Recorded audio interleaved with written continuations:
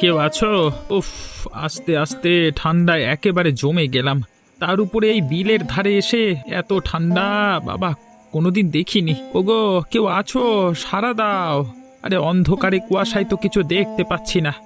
এদিকে একটা আলো জ্বলছে মনে হচ্ছে। কে? এই অসময়ে কে এলেন?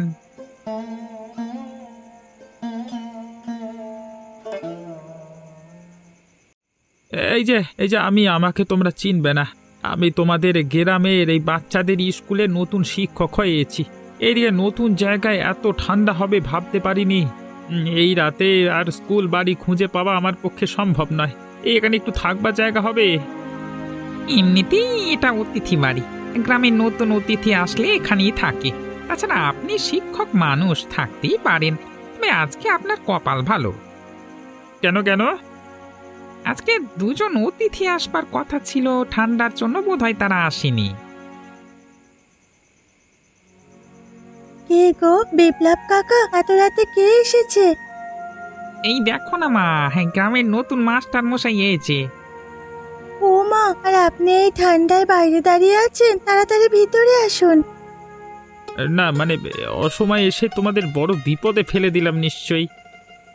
একদম এসব কথা বলবেন না তো। বরং আমরা দুজনে কামনা করি যে কখন বাইরে থেকে একজন দুজন মানুষ আসবেন। আপনার মতো ভালো মানুষরা তো এদিকে গ্রামে সাধারণত আসেন না। আপনি এসেছেন, ভালোই লাগলো। কয়েকদিন থাকলেই বুঝতে পারবেন এই গ্রামের কি মহিমা। হ্যাঁ মাস্টার বাবু, আপনি ভেতরে যান। একটু তাড়াতাড়ি হাত চালিয়ে কাজ করো বৌমা। এখানে যদি পুরো দিন কাটিয়ে দাও তাহলে বাড়ি গিয়ে রান্না করবে কি করে? সব দায় কি আমার উপরে মা? কেন তুমি হাত চালিয়ে কাজ করতে পারছো না? সারা জীবন তো আমি নিজেই হাত চালিয়ে সংসারটাকে সামলেছি। মরার আগে পর্যন্ত তো খেটেই চলেছি, তারপরেও তোমার মুখের ভাষণ শুনতে হবে? ভাষণ যে দিচ্ছে না সেটা তুমি ভালো করেই জানো মা। আমি নিজেও কম কাজ করি না, বরং বিয়ে হয়ে আসার পর থেকে তোমাকে আর সংসারের কোনো কাজেই হাত দিতে হয় না। সব কাজ আমি নিজেই দায়িত্ব নিয়ে করি। কত দায়িত্ব নিয়ে করো সেটা তো দেখাই যাচ্ছে। যদি তুমি দায়িত্ব নিয়ে করতে তাহলে আমাকে এই শীতের বেলায় কোমর সমান জলের মধ্যে নেমে পা তুলতে হতো না। ঘরে থেকেও তো তুমি কোনো কাজ করবে না মা। যদি রান্না বান্না করতে না হয় মেনে নিতাম। শীতে এমনি হাত জমে গেছে, তাই কাজ করতে দেরি হচ্ছে। তোমাদের মতো বয়সে আমি ক্ষেত, জলা জমি, সংসার সব একসাথে সামলেছি। আমিও সবই সামলাচ্ছি, শুধু তুমি চোখে দেখতে পাও না। আমি চোখে দেখতে পাই কিনা সেটা তোমার থেকে শিখতে হবে নাকি? এখন হাত চালিয়ে তাড়াতাড়ি কাজ করো, না হলে শশী মাছ বিক্রি করে ঘরে এসে খেতে না পেলে অনর্থ বাঁধাবে। তোমার ছেলের আর কাজ কি? যেমন মা তার তেমন ছেলে। তার মানে কি বলতে চাইছো? আমি আর আমার ছেলে আমরা খারাপ আর তুমি একাই ভালো? মাছ বিক্রি করে যদি সংসারে দুটো টাকা দিত তাহলে না হয় মেনে নিতাম। সারাদিন মদ খেয়ে মাতলামো করা ছাড়া তার আর কোনো কাজ আছে? ভুলে যেও না, সে তোমার স্বামী। নিতান্তই আমার বাবা খুব গরিব ছিল, না হলে আমাকে এরকম বাড়িতে বউ হয়ে আসতে হতো না। আয় আয় গো, তোমরা শুনে যাও, শুনে যাও তোমরা। আমাদের ঘরে থেকে আমাদের ঘরে পড়ে এখন তার স্বামী আর শাশুড়ির নামে কলঙ্ক রটাচ্ছে বউ। এ বউ না রাক্ষসী। আয় আয় আয়। কষ্ট কথায় কষ্ট নেই, আমার পরিষ্কার কথায় যদি তোমার মনে কষ্ট হয় আমার কিছু করার নেই। মা, তোমার বৌমাকে দেখছি না, সে কোথায়? তার কি আর ফুরসত আছে বাবা? সারাক্ষণ তোমার মাকে কিভাবে অপমান করবে সেই চিন্তা করছে ওই মেয়ে ছেলে। তার মানে কি বলছো তুমি? ঠিকই বলছি, তুই তো আর সংসারের সব কথা জানিস না, জানলে বুঝতে পারতিস। কেন, কি হয়েছে আমাকে বলবে? আজ সামান্য কয়েকটা পাট শাক তুলতে গিয়েছিলাম, তখন তোর বউ আমাকে পরিষ্কার বলে দিয়েছে যে আমাদের বংশ খারাপ। তার মানে তার এত বড় সাহস? তুই কুলাঙ্গার, আমি তোকে জন্ম দিয়ে ভালো মানুষ করতে পারিনি, সেজন্য আমাকে কথা শুনিয়েছে। আমার দোষ ছিল যে আমি তাকে বলেছি একটু তাড়াতাড়ি কাজ করতে। তখন তাকে তুমি উচিত শিক্ষা দিতে পারলে না? তাকে যদি আমি কিছু বলতাম তখন লোকে কি বলতো, যে আমি ছেলের বউকে শাসন করি। আমি সারা জীবন এই সংসারের পিছনে কেটে মরছি, এখন আমি দোষের ভাগীদার হতে পারবো না বাবা। আজকে আসুক, ওর একদিন কি আমার একদিন। একটু ভালো করে শিক্ষা দিস বাবা। সংসারে খাটতে খাটতে মুখে রক্ত উঠে গেল, এখন বুড়ি বয়সে এসে বৌমার কাছে কথা শুনতে ভালো লাগে না। আর তাছাড়া সেই মেয়ে ছেলে সারা দিন শুধু পাড়ায় ঘুরে বেড়াচ্ছে, সব কাজ আমাকে করতে হয়, সব আমার কপাল। হায় হায় হায়।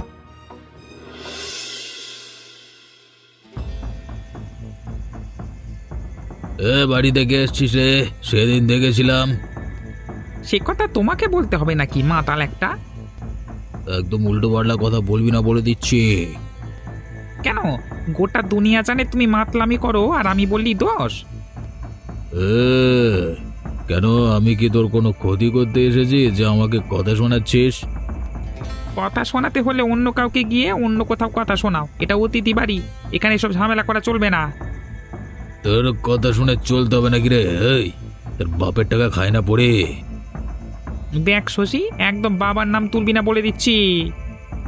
তুললে কি করবে? আমি কি তোকে ভয় পাই নাকি?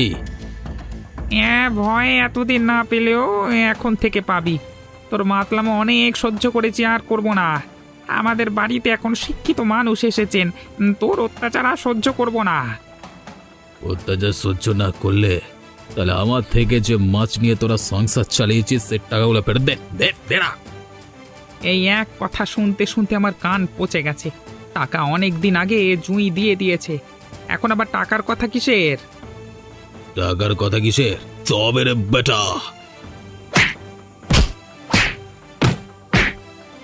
কি হয়েছে এখানে? হ্যাঁ, মারামারি করছো কেন তোমরা এরকম ভর সন্ধেবেলায়? দেখুন না মাস্টার মশাই, মাতালটা রোজ এসে এখানে ঝামেলা করে। আরে এটাই বুঝি তোদের মাস্টার? আরে একদিন এটাকে সমেত তোদের সবগুলোকে বিলের জলে চুবিয়ে মারতে না পারলে না, আমার নাম শশী পদ্ম নয়।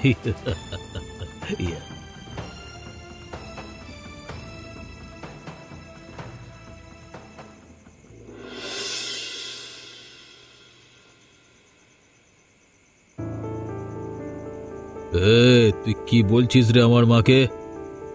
দেখো, তুমি এখন মদ খেয়ে আছো, তোমার সাথে আমি কোনো বিষয় নিয়ে কথা বলতে চাই না। মদ খেয়ে আছি? মদ খেয়ে আজিবে? তখন থেকে শুধু একটাই কথা শুনে যাচ্ছি চারিদিকে। আমি তোকে যারা জিজ্ঞেস করছি সেটা বল। আমার সাথে কথা বলার জন্য বুদ্ধি বিবেক লাগবে, তোমার মধ্যে সেগুলোর কোনোটাই এখন নেই। যখন সুস্থ থাকবে তখন কথা বলতে আসবে। তোর দেখে আমি বুদ্ধি বিবেক শিখতে যাব? হ্যাঁ, শিখতে যাবে, কারণ তুমি যার কথা শুনে আমার উপরে চেঁচাতে এসেছো এই রাতের বেলাতে, সেও যে তোমাকে সব কথা সত্যি বলেনি সেটা তোমার জানা উচিত। তোরা এত বড় সাহস, তুই আমার মায়ের নামে আমার কাছে বদনাম করিস? তোমার মা তোমার কোনো দোষ দেখতে পায় না, সব দোষ তো আমার। সব দোষ তোর। দেখ তোকে আমি কি করি। তোমার গায়ে যত জোর আছে আমাকে মারতে থাকো, কিন্তু আমি নিজের দোষ স্বীকার করব না, কারণ আমি দোষ করিনি। এই সংসারে আমি না থাকলে তখন বুঝবে আমার মর্ম। বদমাইশ মেয়ে ছেলে, ভিকিরি বাপের থেকে তোকে তুলে না আশ্রয় দিয়েছিলাম আমার বাড়িতে, এখন আমার উপর চোখ তুলে কথা বলছিস? আজকে তোকে আমি মেরেই ফেলবো। অনেক হয়েছে তোমার, আর নয়। তুই আমাকে ধাক্কা দিলি আমাকে আমাকে থাকো তুমি তোমার এই মা আর এই সংসার নিয়ে, আমি চললাম এই বাড়ি ছেড়ে।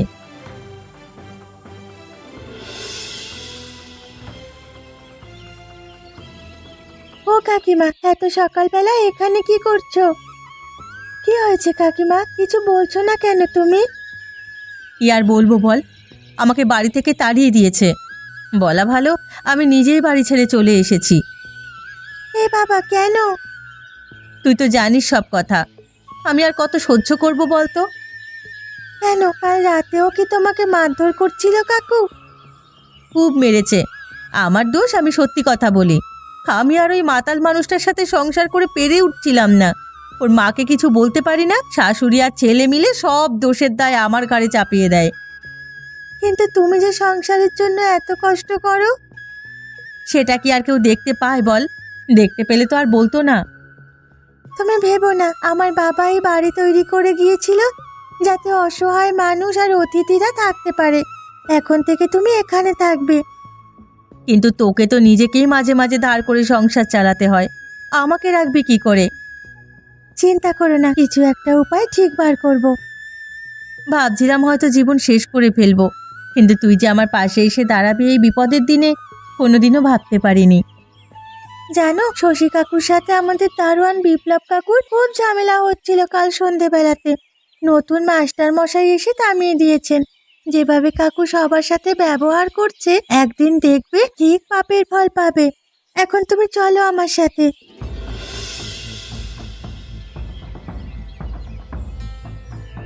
মাস্টার, বাইরে বেরিয়ে আইবে।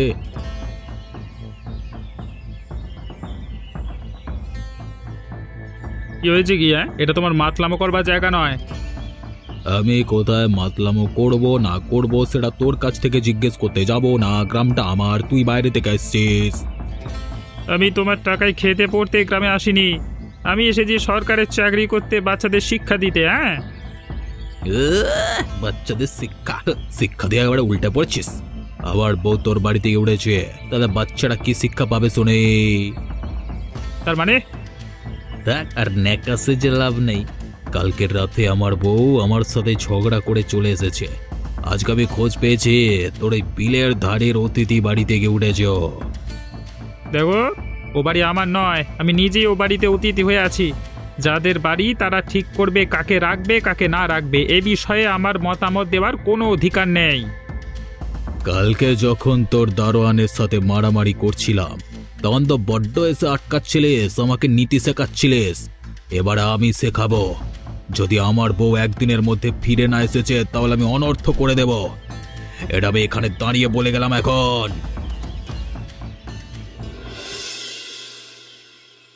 কি হয়েছে কাকিমা, এরকম চুপচাপ বসে আছো কেন? মনটা খুব খারাপ লাগছে, তাছাড়া একটু ভয়ও করছে রে। তোমার এখানে আবার কিসের ভয়? তুমি নিশ্চিন্ত থাকবে বলেই তো এখানে নিয়ে এলাম তোমাকে। তোমাকে এখানে কেউ বিরক্ত করতে আসবে না। কিন্তু আমার মন বলছে আমার জন্য তোদের অনেক সমস্যা আসতে চলেছে। ধর, তুমি সবসময় উল্টোপাল্টা কথা ভাবো। না রে, আমার মনে হয় চলে যাওয়াই ভালো হবে আমার। কেন? তুই তো বললি এখানে একজন সম্মানীয় মাস্টার মশাই থাকেন। এখন আমার বর যদি উল্টোপাল্টা কিছু করে, তখন তো তাকে অপমানিত হতে হবে তোদের সবার সাথে। আর এই সব কিছু আমার জন্য হবে। দেখো, যেটা হবার সেটা হবে। তবে আমরা তো কোনো ভুল করিনি যে আমরা ভয় পাবো। আমরা সত্যতার পথে সব সময় থেকেছি আর থাকবো। আর আমাদের নিজেদের ক্ষমতাবান হতে হবে, যাতে গ্রামের কেউ আমাদের অপমান করার সাহস না দেখায়। কিরকম? আমি তোমাকে কতদিন দেখেছি তোমার শাশুড়ির সাথে পাট শাক তুলতে। তাতে কি? আমি জানি তুমি খুব ভালো পাট শাক রান্না করতে পারো। কাল সকাল থেকে আমরা দুজনে পাট শাক তুলে আনবো আর তুমি রান্না করবে। তারপর আমরা দুজনে মিলে বিক্রি করব। এতে গ্রামের লোক সবাই খুশি হবে আর সবাই আমাদের দলে থাকবে। তুই বলছিস? হ্যাঁ, আমি বলছি। এতে হাতে কিছু পয়সা আসবে, তাতে দেখবে মন ভালো থাকবে তোমার। আচ্ছা, যদি তুই বলিস তাই হবে। এখন থেকে তুমি কিন্তু আর মন খারাপ করে থাকতে পারবে না। চলো আমার সাথে ঘরের কাজ করবে।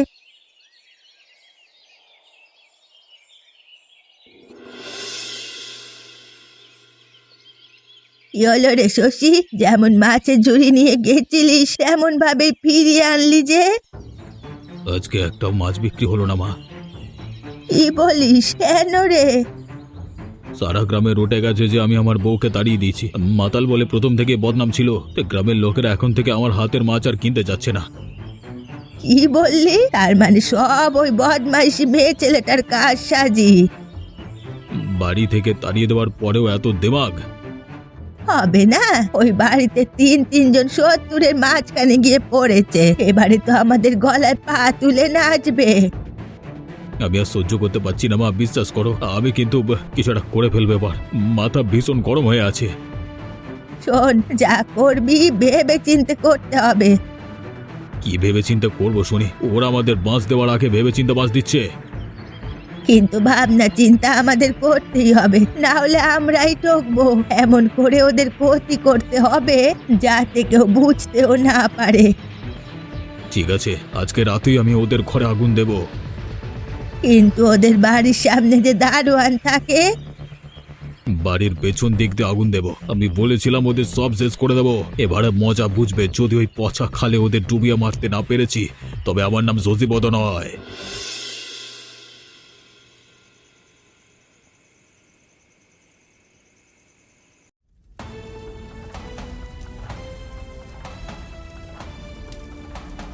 ওগো তোমরা বেরিয়ে এসো গো, বাড়ির ভেতর থেকে বেরিয়ে এসো। আরে কোন শয়তান বাড়ির পেছন দিকে আগুন লাগিয়ে দিয়ে গেছে, বেরিয়ে এসো।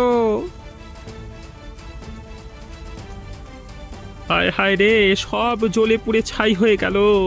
এবার কি হবে? আমার বাবার তৈরি অতিথি বাড়িকে এমন সর্বনাশ কে করে দিল গো? আমার বাবার স্মৃতিটাও শেষ হয়ে গেল। সব হয়েছে আমার জন্য, আমার দোষ। আমার বেঁচে থাকার কোনো অধিকার নেই। আমি এই আগুনে ঝাঁপ দিয়ে নিজের প্রাণ বিসর্জন দেব। পাগলের মতো করো না বৌমা, এরকম পাগলের মতো করলে সমাধান হবে না। তোমরা ধরো ওকে। তোমার কোনো দোষ নেই, সব দোষ আমাদের নিয়তির। এখন যেটুকু আছে অতটুকুই বাঁচাতে হবে। চলো চলো, সবাই মিলে চলো, বালতি নিয়ে বিল থেকে জল তুলে আগুন নেভাই। এরকম হাঁ করে দাঁড়িয়ে থাকলে হবে না। বলেছিলাম একদিন বিলের জলে সবাইকে চোবাবো, এখন হলো তো মজা।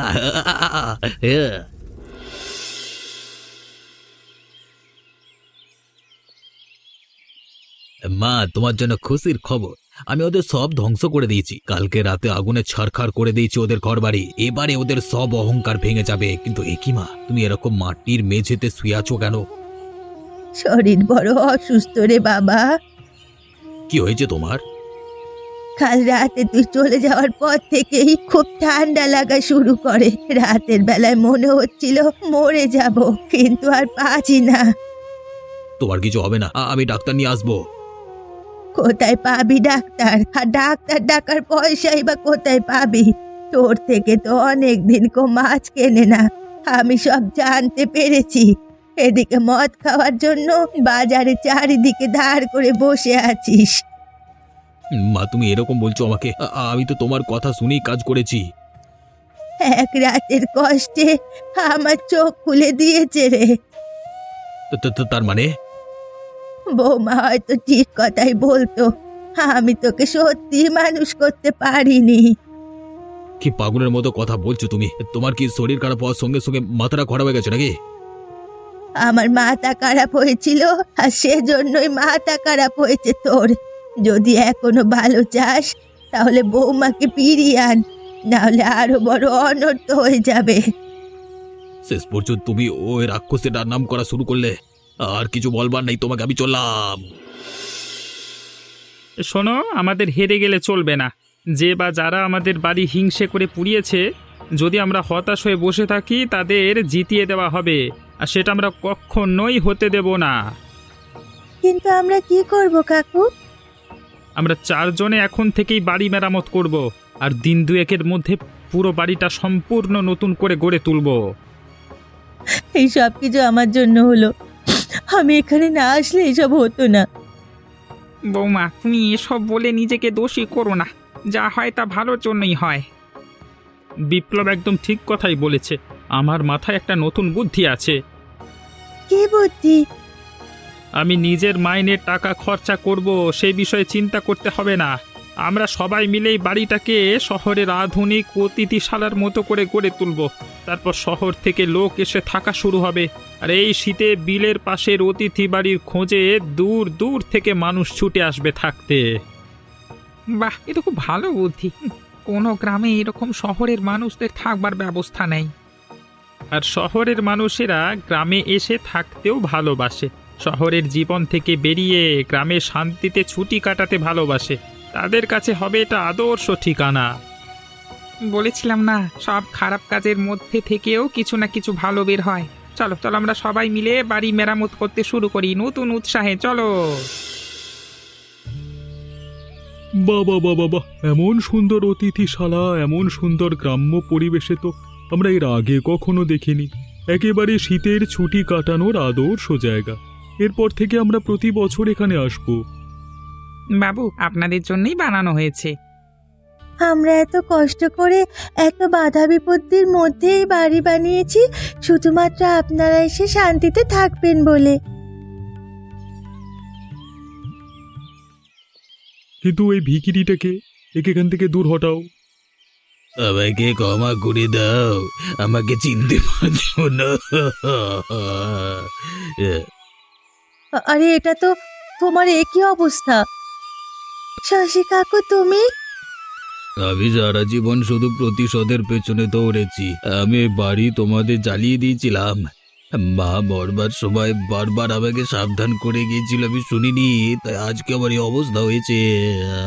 আইয়ো। ইচ্ছে করছে তোকে এখনই শেষ করে ফেলি এখানে যত সব। তুই কর না, আমাকে মৃত্যু দাও, করো, মেরে ফেলো।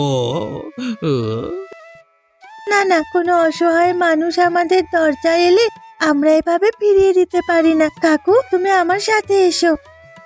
কিন্তু কোনো কিন্তু না, একজন মানুষ যদি এরকম অসহায়ের মতো আমাদের কাছে আসে তখন তাদের সাহায্য না করে আমি থাকতে পারবো না। কাকু তোমার সব ভুল আমরা ক্ষমা করে দিয়েছি, তুমি ভিতরে এসো। আর আমি আপনাদের কাছে ক্ষমা চেয়ে নিচ্ছি বাবুরা, আপনারা দয়া করে ভিতরে যান, আপনাদের সমস্ত পরিষেবা পৌঁছে যাবে।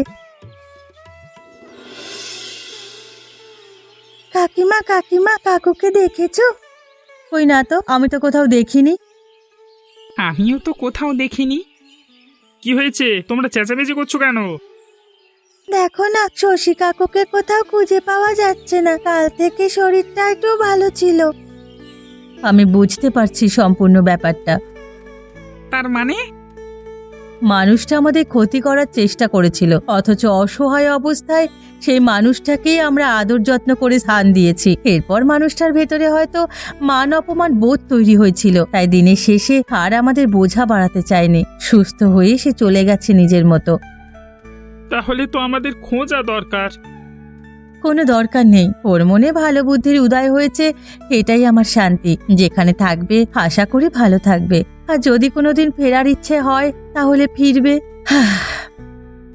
এজন্যই বলি মানুষের খারাপ করতে নেই। আমাদের খারাপ করতে চেয়েছিল, অথচ আমরা শীতের বিলের পাশের অতিথির বাড়ি করে গুছিয়ে দিলাম।